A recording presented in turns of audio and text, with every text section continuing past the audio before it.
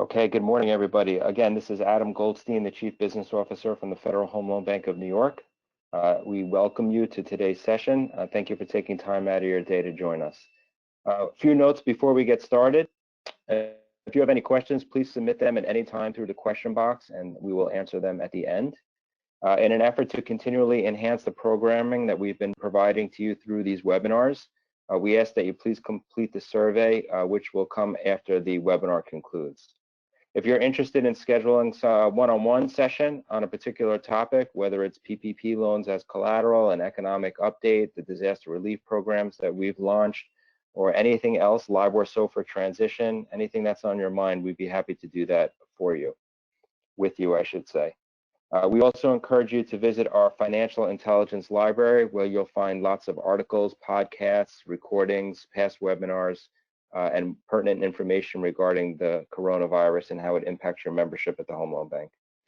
We'll be sending out an email with this recording of the session with a link to the download so you'll be able to see the presentation.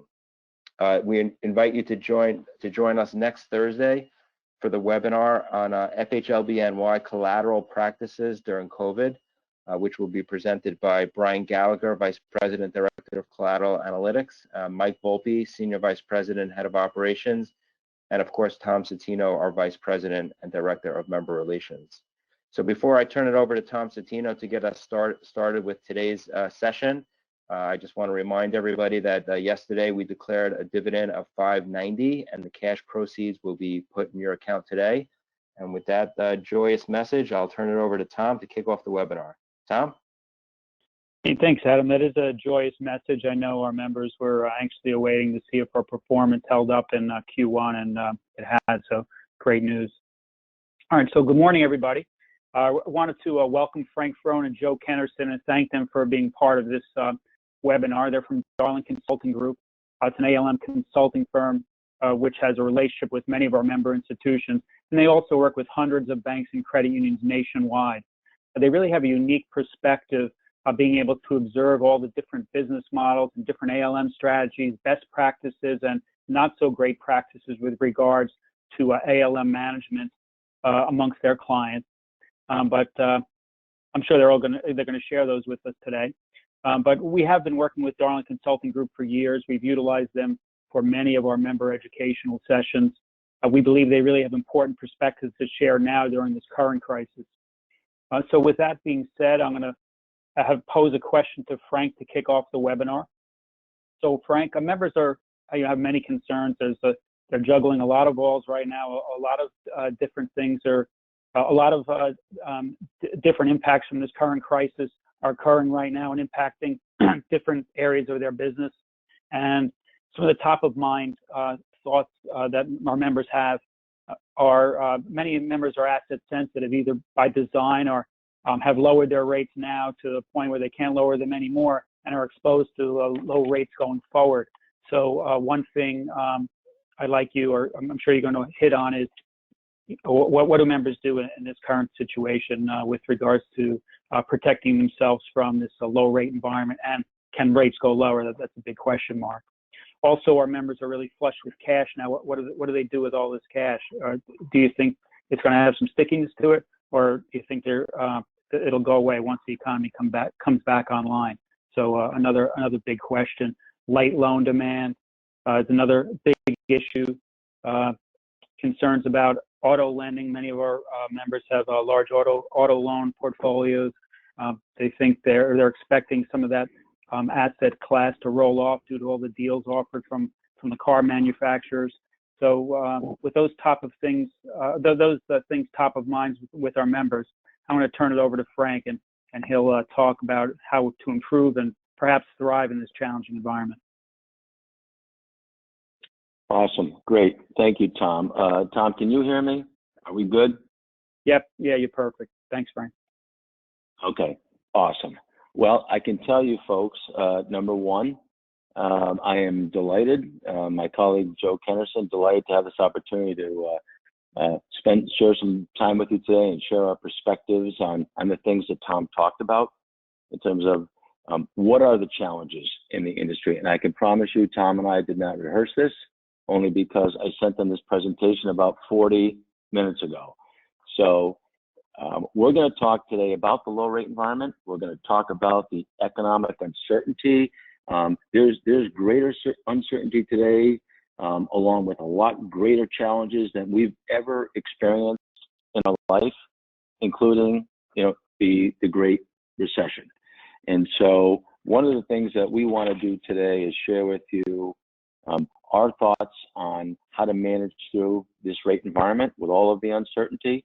And given our perspective of working with nearly 500 banks every single quarter, we are in the trenches with our clients, having pretty heavy dialogue and candid discussions. And so I'm going to address all those. Joe is the expert on the deposit side. He's going to share with you some things that I think will be eye-opening to you, and also give you some confidence in making some deposit pricing decisions that you might not otherwise have considered. So it's all good. So we appreciate this opportunity, and it just seems like yesterday I was in New Jersey, I guess it was, for the FMS, talking about, I think it was February 19th, balance sheet strategies for the new decade of banking, preparing now for the inevitable term. Well, I promise you, I had no idea that this pandemic was going to be as bad as it was. But one of the things that we did talk about at the time was preparing for a downward rate environment. And now here we are, to a much, much greater degree.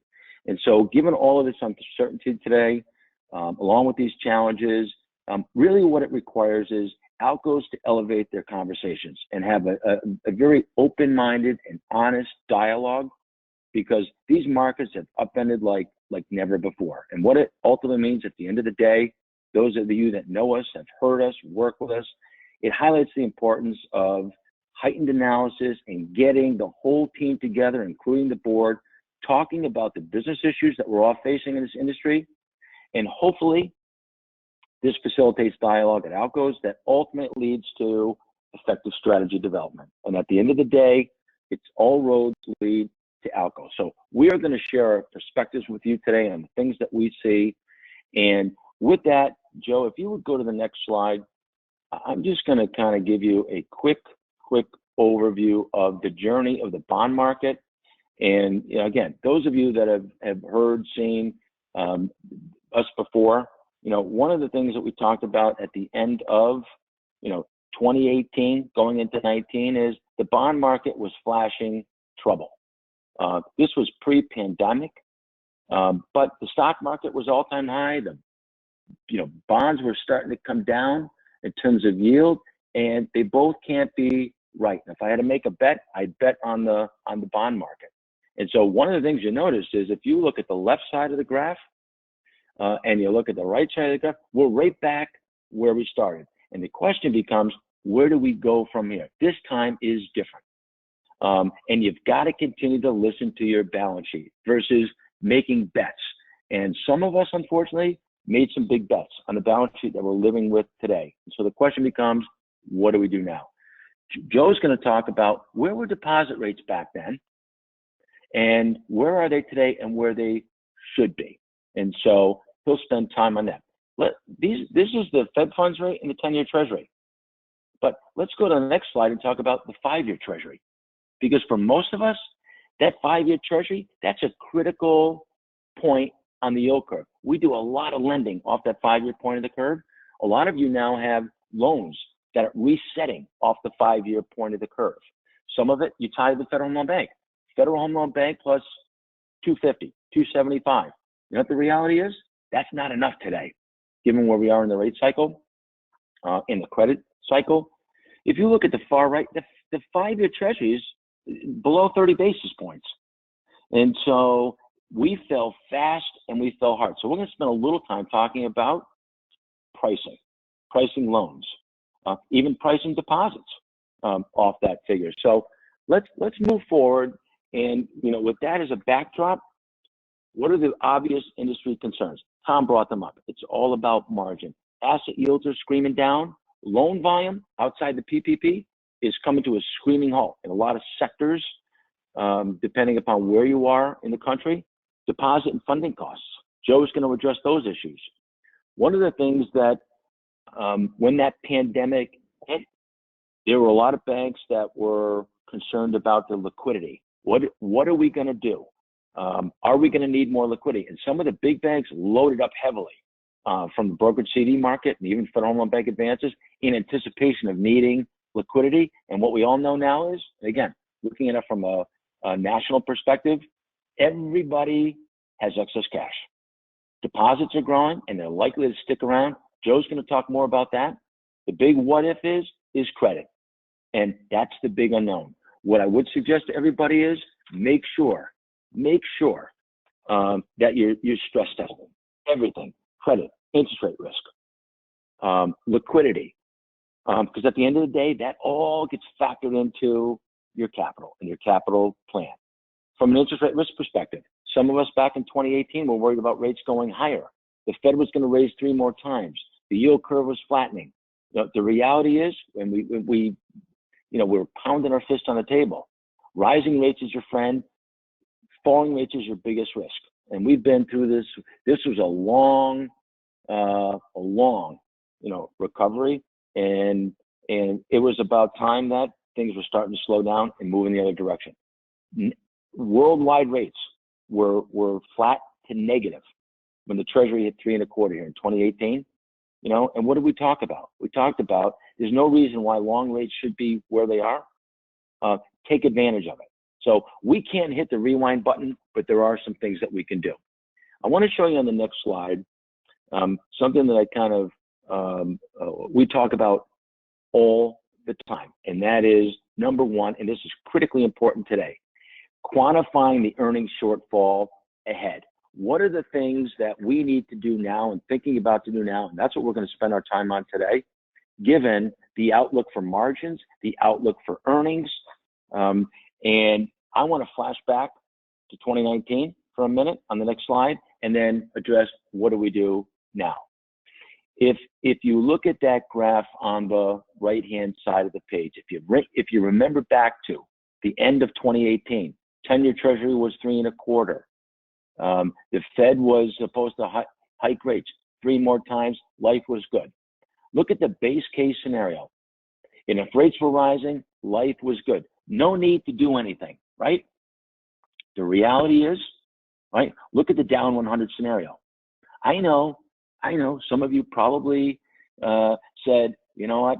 We're not worried about the down scenario. Rates are going higher. I'll worry about that if it hits. And lo and behold, what happened? It turned fast. And so if you look at 12/31/19, roll the clock forward, right? And this was just a few months ago. That same institution, right? And again, this is still in the hole. Their earnings outlook in the base case, given the precipitous drop in rates, which now doesn't look so bad, looked bad at the end of 2019, right? What do we do to fill this hole in this base case or falling interest rate environment? And anything I do to offset some of that exposure is going to kind of take away from the benefit of rising, maybe, but the reality is I don't care. It's like buying life insurance. I don't pay the premium and hope I collect. So what do we do? Let's go to the next slide. By the way, I have this conference call with this client next Tuesday. A lot of numbers on here. The most important thing I want you to see is in the middle of that page, I highlighted the difference between year-end 2019, based upon the graph I showed you on the previous page, and where we are today. What did they do over the quarter between the year-end and where we are today? Right? They bought almost $250 million of investments. How did they fund it? Well, they funded it all out of borrowings. But in the interim, so much cash poured in, they paid down the advances. But net, they're up $150 million of advances. You see that in the middle of the page, and they booked a lot of investment securities. Look at their margins. The margins came down 18 basis points over the quarter. But if you look at the impact to earnings down below, they are better off by far in every single interest rate environment, having taken action. Let's go to the next slide and see what they look like today. Right? Here it is. And effectively, This is what we need to do today. We need to take a hard look and look ourselves in the mirror and say, are we being truthful with ourselves? What is our exposure and what are the things that we need to do? And once again, this is as of March 31st, 2020. I have this call next week, so you're seeing this before they do. And here we are, right? We've made up a lot of that difference. So let's go to the next slide and ask ourselves, where is the low-hanging fruit, and where do we start from here to fill that hole? The most obvious place to start is on the deposit side. So Joe, what do we need to do on the deposit side, and what are the things that we should be aware of given the current economic malaise? I've got all the answers. So thanks, Frankie, and hello everyone. Yeah, so obviously Frank and I thought, you know, we should be talking about deposit pricing strategies today, as we know that there are a lot of basis points to be gained here. Now, if we just take a quick backstory to the last falling rate cycle, and if we just look at Q4 of 2008, you know, the Fed cut rates aggressively and swiftly, so similar to what we saw just in Q1. But if you look at deposit pricing back then, deposit pricing took a long time to get down to wholesale levels. It took years, right? And I know that obviously deposit rates were coming off at a higher level, but there was a considerable lag back then to get rates down. The point that we want to make today is that we cannot afford to lag on the deposit side really at all. The good news is that there are opportunities. We see that we have tremendous opportunity as an industry just over the next 6 months on the CD side, and we see it. We work with a lot of institutions in New York, in New Jersey, that are coming up on sizable blocks of CD balances that are coming due at coupons well above 2%. So we got tremendous opportunity to lower our funding costs here and aggressively. And is there a risk of attrition? Yeah, of course there's risk of attrition, but there's also a risk of rolling over these CDs at much higher coupons than what is necessary today. And I even say even higher risk of rolling over these CDs at longer terms than what I think is necessary today. So we'll talk a lot about that.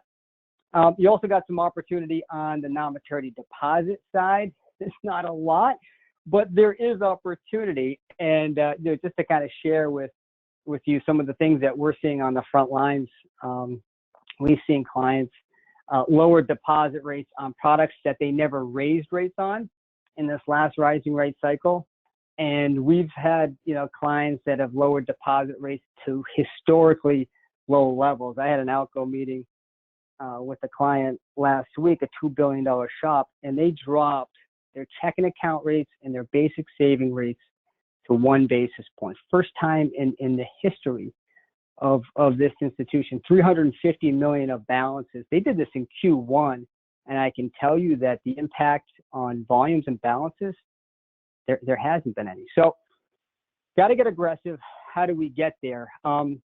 We want to help facilitate this discussion by showing some analytics, right, to give us more confidence in getting a little bit aggressive on the deposit side. So a couple of the slides that I'm going to show you here are sourced from our data analytics platform called Deposits 360. I know some of you are using it. Where is the data coming from? Well, again, this is sourced from hundreds and hundreds of institutions all across the country. I think it's, tapping into 5,000 branches. We've got over 2 billion data points going back 20 years. We've got a lot of data here. And this chart that you're looking at here is the trend of annualized existing account balance outflows, or better known as decay, for non-maturity deposit products. Right? And as we're looking over the past 5 years. So if you look at some of the trends, maybe we just focus on the money market side here, which is in yellow. And so you can see, right, in 2018 and in the first half of 2019, decay rates, on money markets, were going, a lot higher during the tightening cycle. No surprise there, right? A lot more reinvestment opportunities for cash. balances were leaving, liquidity was tight. We were battling that with our balance sheets and with the regulators. But take a look at what's happened in the back half of 2019 in the beginning of this year as the Fed, right when, when the Fed started easing, those decay rates started to reverse course and started to go lower. So in other words, the balances, right? The balances on your deposit base are a lot stickier today than they were just a year ago. Okay. And that's obviously, common sense, right? There are less alternatives, right, to turn the money over. But really one of the things that we wanted to point out here, if you look at these dotted lines, okay, those are the projections from the model that our data scientists build out. So we got a whole data science team headed up by this PhD, meant to help us as consultants say, what do we do with all this data, and starting to build out these pricing and balance projection models. And based upon the model and what we know today in the current environment, the expectation for decay rates on non-maturity deposit products are to go lower. And we kind of learned that through this last, falling rate cycle. And now we can start to put some thought in the data behind that. And this is what we're talking about and showing with our clients to give us more confidence, to be more aggressive. We know where we need to go with deposit rates, right? It's just a matter of how quickly we can get there. Okay. That's on the non-maturity deposit side. Similar storyline on the CD side. So what you're looking at here, these are quarterly CD attrition rates going back to 2017. So a CD comes due, how much of it stays with the institution versus how much actually leaves. And this is the leave part, right? The attrition analysis. And the similar trend line and storyline here is that during the the tightening cycle, again into 2018, at the going into early 2019, attrition levels were higher. We know that. No one knows the competition on the CD side better than the institutions on this call, right? And how aggressive it was and the need for liquidity. But same type of trends in the back half of 2019 and Q1 of this year, where again, as the Fed started to ease, right, CDs became a little bit stickier in the industry. Okay? You can see in Q1, almost 85% of all CDs that matured stuck with the institution. This is important data to analyze and to talk about, right? Because if we are talking about getting real aggressive, right, real low on CD pricing, then we need to understand what's rolling over, because I can just envision some of the conversations. Hey, we need to cut rates on our new CD volume, under 1%. Yeah, but if we do that, we're going to see all this, outflow. Maybe, but the data is not telling us that. Okay. I had this discussion on Friday with a client in Baltimore, and they had a 3% CD special that they did about 18 months ago, and they're going to be rolling up on the maturity schedule later this year. And so I was telling them, because they've got strong liquidity, they've got the ability to withstand some potential outflows. I was really challenging them on lowering their CD rates, and they got the same type of pushback, right? We can't go below 1%. We're going to see a lot of balances leave. Well, where are they going to go? Number one, right? And number two, the data is not telling us that. I showed them this analysis. In fact, their numbers beat this. Okay, their attrition was closer to 10%. So on average, they were holding about 90% of CD maturities. And yeah, that might change when the big slugs come off at the higher coupons. But what are we? If we're wrong, are we wrong by 2x, 3x? I know we've got excess liquidity. I know we have a lot of dry powder at the home loan bank, and the replacement cost today. How can you not have that as part of the discussion? Okay. So taking a look at what we're seeing for upcoming CD maturities. Again, this is sourced from our data set.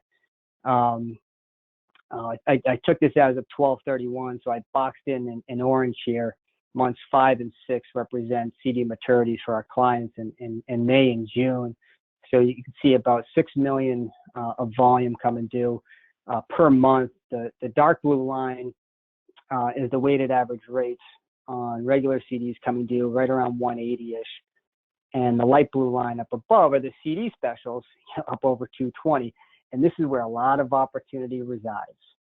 And I know it's easy for me and Frank to say, like, we got to get aggressive and really lower deposit rates, but we're all thinking it. We all know we have to get down there. And so let's start to the extremes. Let's have those discussions, start at the extremes, and then figure out what the best strategy is. And I'm even telling clients that, like, if we are going to be somewhat defensive, because we are really tight on liquidity, and I know your area is tight on liquidity, then if nothing else, we need to keep our term structures really short. That client that I was talking to last Friday, they, I think their 12-month CD rate was right around 1%, and their 6-month CD rate was around 50 basis points.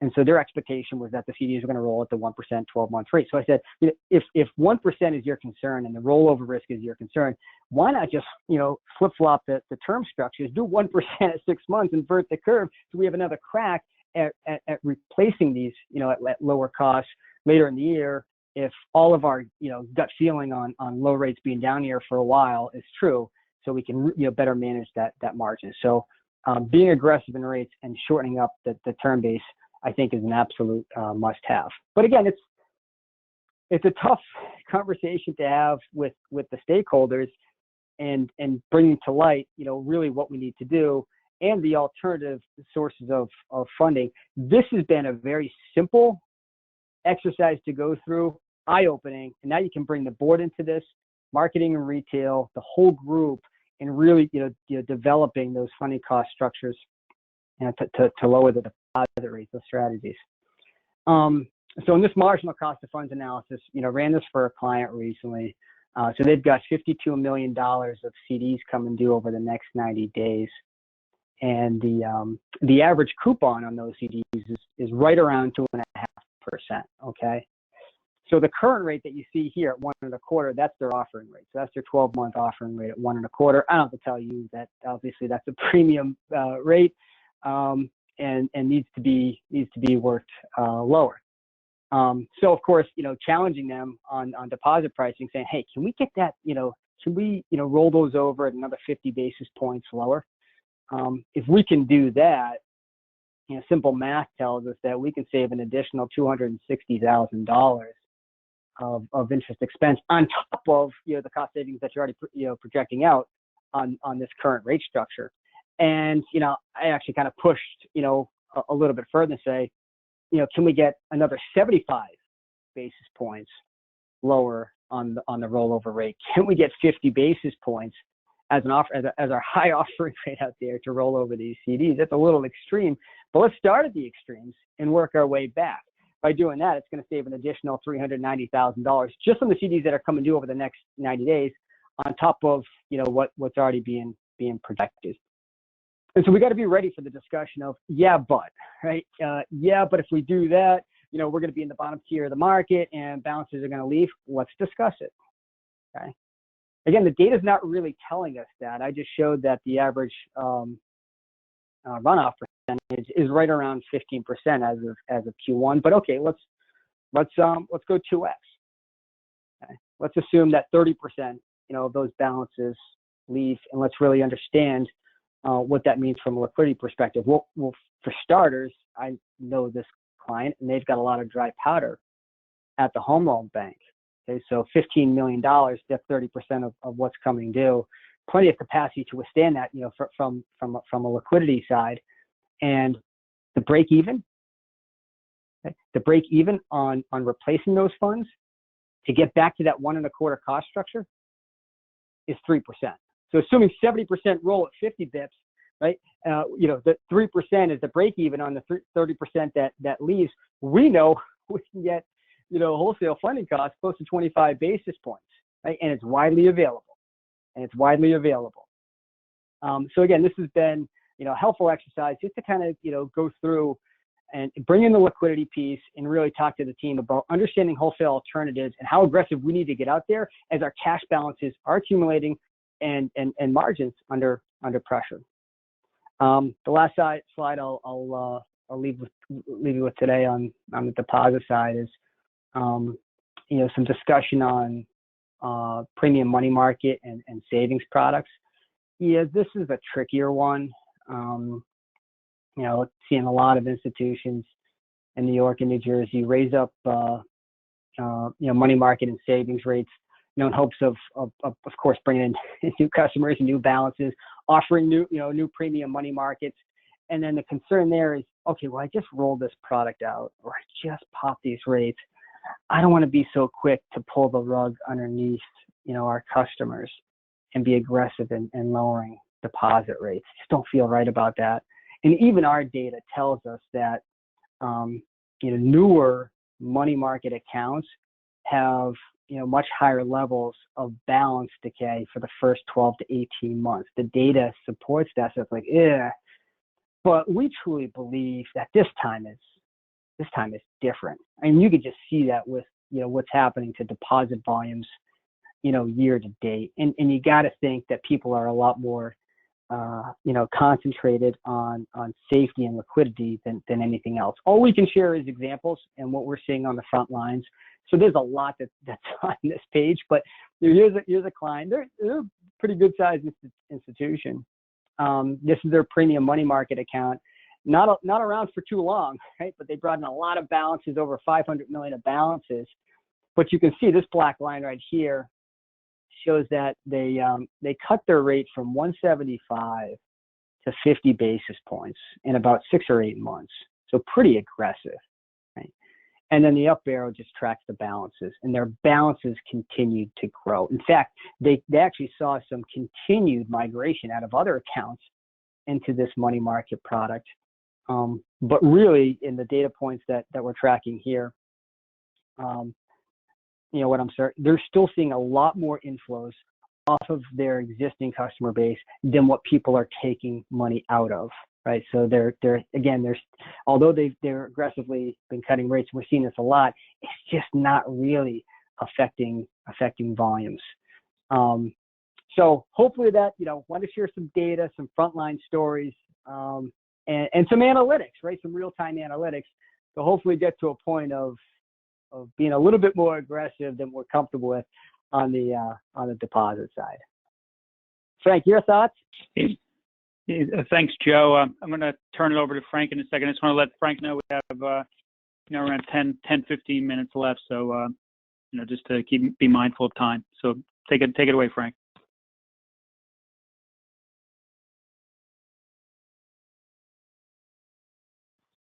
Frank, you on mute? Thanks, Joe. Yes, I was on mute. That was awesome. And you know what? We spent a lot of time on that. That is critically important. That is the low-hanging fruit. And hopefully, you'll take that back. And if you guys have any issues or concerns, call Joe directly. Right? He sees hundreds and hundreds of banks. Next steps for ALCO: low-hanging fruit. Address the deposit base. Lower your pricing. Make sure you've got all the contingency plans for liquidity. You're comfortable with that. You have this dialogue. You have this discussion. Make sure that if you run your cash levels down, right, and you have access to the home loan bank, everybody's comfortable with the just-in-time inventory funds management approach that I know a lot of you don't utilize. We keep way too much cash, and the cost of keeping cash way too high. So this kind of transcends into the whole wholesale funding. The best advice I can give you, and I sound like a broken record, revisit your wholesale funding policies. Having a policy of 10% access to the wholesale markets, way too low, way too low. Revisit that. Make sure you've got all the collateral delivered, right, and assigned to the home loan bank that you possibly can. I don't think they're making trips out to the banks and the credit unions these days, but you know what? When that time comes, get them out there to give you the maximum flexibility. The other question is now, I get all this excess cash. What do I do with it? Right? Let's go to the next slide. Obviously, we've got choices here. And you know what? The choices, there is no free lunch. Everything that we do from a balance sheet perspective is going to have some consequences. And so I had this client meeting this morning, before this. And one of the things that we talked about is, what do we do? What do we do now? We bought a lot of securities last quarter, as you can see down at the bottom. This is not a big bank, right? My concern was they've got some securities now that have some premiums that, quite frankly, we need to address. And maybe, just maybe, we ought to sell those, take the gain, not for the sake of gain, but take the gain before these things start to peel off more quickly. You know, what we thought would be low coupon, you know, securities, all of a sudden now are high coupon securities. And what they've elected to do then is hold more in the way of 15 and 30-year mortgages. And by the way, this is a commercial bank, but they need the growth. If you're going to go out into the securities market today, all I can tell you is do your homework, right? Just do your homework and proceed with caution and document, right? We could spend all morning talking about investments, but the one thing to prepare the board, ALCO, is anything I buy today, down the road, I could have a potential unrealized loss. You've heard me say this before. The bigger the unrealized loss in the investment portfolio, the more money we're making. And you know what? I've conditioned board members to think like that too. The tendency is to see an unrealized loss in his investment portfolio and say, oh, what happened? Well, what happened is rates went up, and as rates go up, we make more money. We're not funding investments with anything other than core funding, right? We're asset sensitive. That's an important consideration, right? So understand what the goal is today if you're investing today, but you know, if you bring your deposit rates down, you still have excess cash, you can't get it out in the form of loans, then as a last resort, we'll go to the investment portfolio. Let's take a look at the next slide. And on the next slide is the very, very simple, right, purchase of mortgage-backed securities. I'm not going to spend a lot of time on this, but if you look at the interest rate position of this institution, right, they've got exposure to rates going down. They do better if rates go up. Let's get the cash out. Let's buy low coupon mortgage backs. If you guys are thinking about holding mortgages, then use this as a surrogate. Instead of jumbo mortgages, right, at somewhere around a little over 2%, I could put mortgages on at 3.50, 3.25, right, and do the math. Either way, you're better positioned in all rate environments versus sitting in cash, right? And again, we could spend all day on this. I don't care if it's a commercial loan, a 10-year fixed rate commercial, a mortgage loan, anything to extend duration at this point is what we need to do, given this risk profile, right? I don't even care if you're liability sensitive, because I can get funding so cheap to manage that risk, because the difference between 10-year treasury and 30-year mortgage rates today is at an all-time high. It's not your standard 175 spread, right? It's more like if you take 350 minus 60, that's a 290 spread. Simple decision from an interest rate risk perspective, maybe not so much from a credit perspective. That's up to you. Let's go to the next slide. And one of the things I wanted to mention to you is making sure that you take a hard look at your pricing on the loan side. If you look at credit spreads, they've widened out tremendously. All right. If you look at the post-pandemic, look, even A minus, right? Look at how wide those are. Fed steps in, says they're going to buy these types of securities and support the capital markets. Those spreads have come down, but they're still high. They're still high. Make sure that's reflected in your loan pricing. Let's go to the next slide. And I just put a table. Too much coffee there, Joe. Libor swap rate changes, right? This just gives you an idea. And again, take this to the board, take this to the ALCO and say, what's your perception of how loan pricing has moved within your own organization? And I can tell you, it's a lender's market.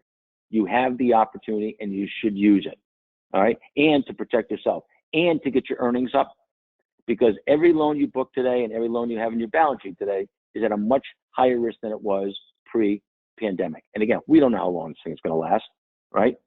Let's go to the next slide. And again, we could spend all day talking about loan pricing. One thing that I think is an underutilized tool, and again, you've heard me say this over and over and over again, and all of a sudden now, I can tell you more and more institutions, including small, I've got a small client, 250 million, that is very active in utilizing derivatives. And so here's an example of, if you look in the lower left-hand corner, and this is not an endorsement for Chatham, though I love those guys and folks and respect them and they do a great job for clients, but I want you to look on the left side of the page highlighted in green.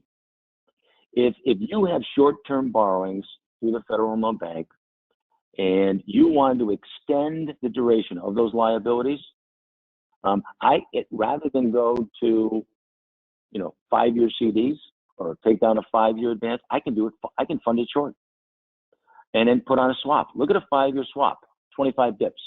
How about a 10-year swap? Fund short through the Home Loan Bank, put on a 10-year fixed rate swap, 53 basis points. All of a sudden now, you might have a very different opinion as to whether or not you can manage the interest rate risk, whether it's on mortgages, commercial loans. Joe talked about all the migration and all the deposit flows coming into the organization that are likely to stick around for a long time. I might think about, given my earnings challenges right now, booking long-term fixed rate assets, funding it out of cash, funding it short. But if I've got exposure 2 to 3 years down the road if rates rise, I can put on an interest rate swap that starts a year from now, 2 years from now, 3 years from now, and the cost is almost zero. Right? So think about that. New accounting rules, use it to your advantage. It's a tool that everybody should have. And again, size doesn't matter. Let's go to the next slide. And again, all roads lead to ALCO. This is all about risk.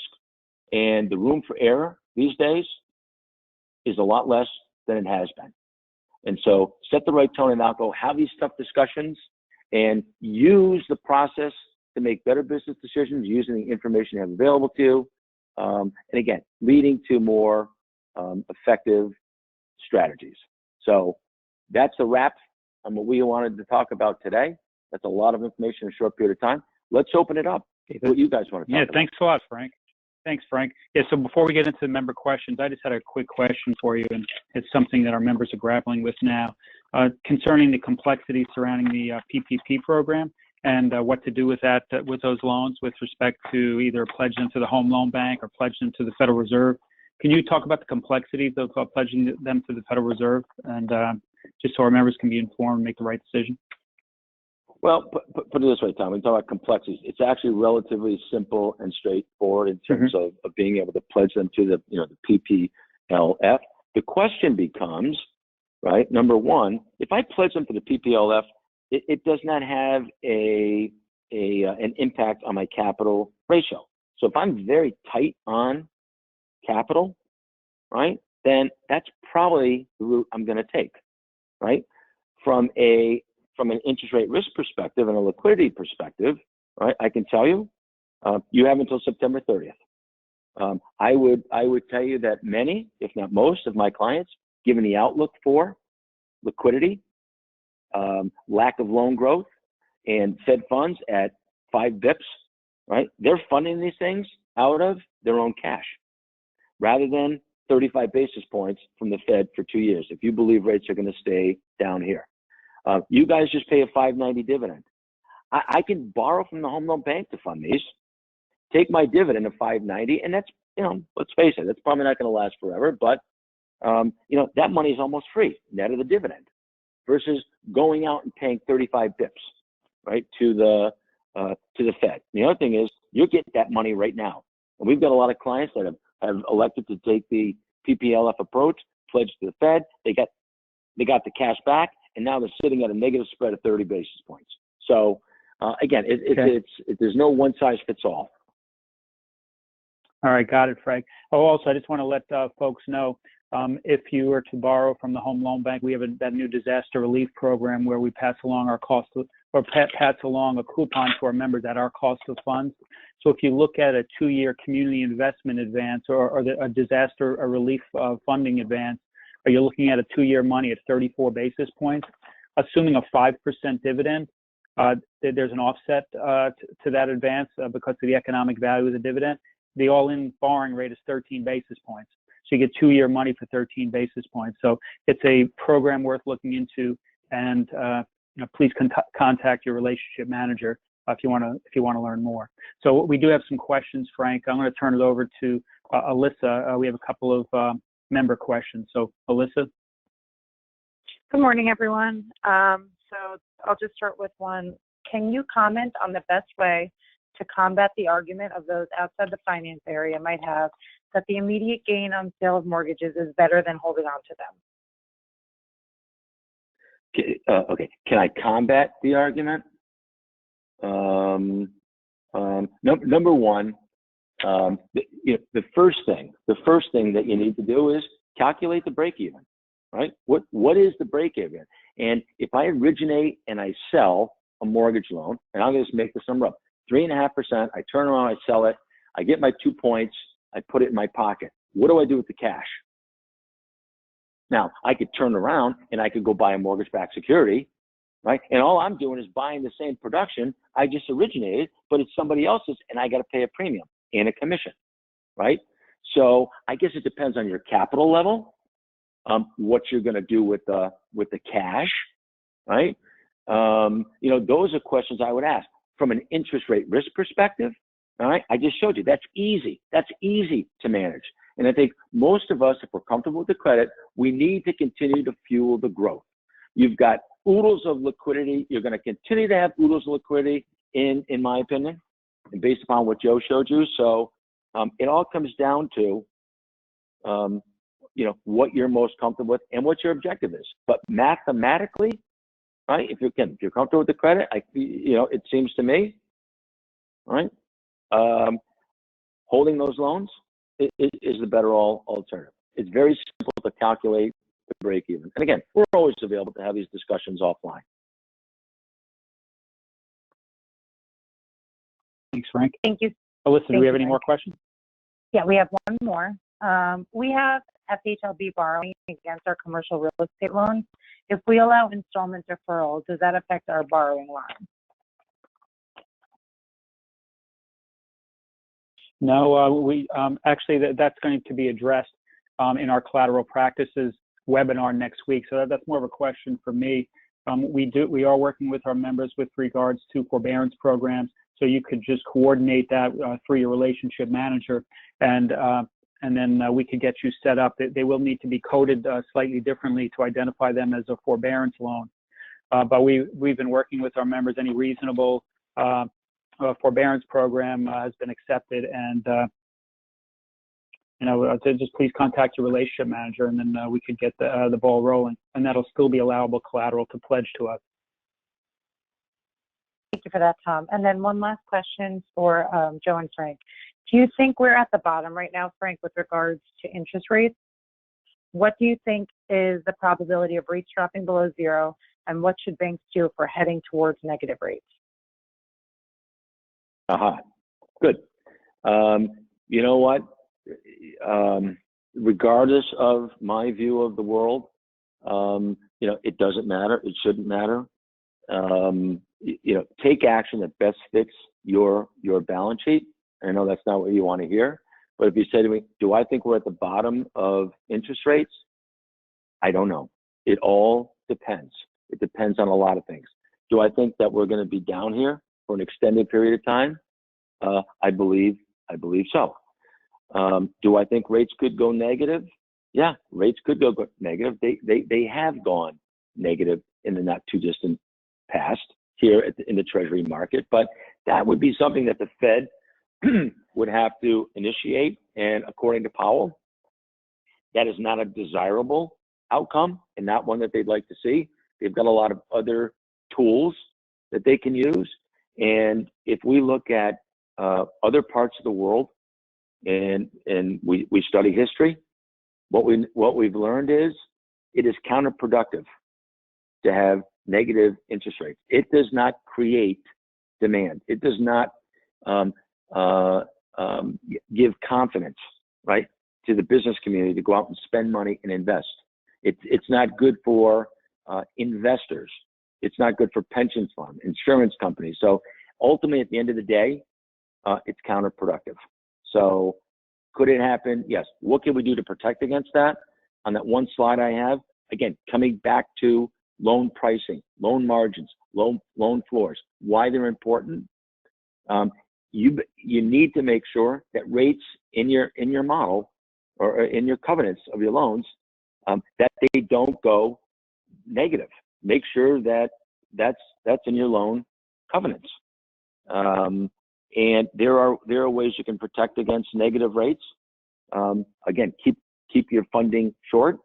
Buy longer term duration assets. Hold longer term duration assets that give you call protection, all the things defend against a lower rate environment. And at the end of the day, when rates go negative, rates really don't go negative. That's a function of fees, right? And so it might not be a bad time to address those things. But I think if we do go negative here, rates, the bigger question is, what's going to happen on the credit side? What would create that? And that all comes around full circle to, again, capital planning, making sure you've got your arms around those issues. Look at the extremes and assume the worst, and then take action now that best fits your balance sheet. And that's the best advice that I can give and we give, that we always give. And I hope that addresses your question. No, thanks a lot, Frank. Thank you both, Joe and Frank. We appreciate you participating in this webinar. Always a pleasure. A lot of great information. I just want to let folks know, please, again, reiterating what Adam said earlier, please fill out the survey at the end of the webinar. Also, we will have another webinar next week, Collateral Practices During the COVID-19 Crisis. And the following week, we're going to be addressing credit issues and talking about how the Home Loan Bank looks at its members' credit. So again, thank you, everybody, and have a wonderful day. Thanks, everyone. Thank you.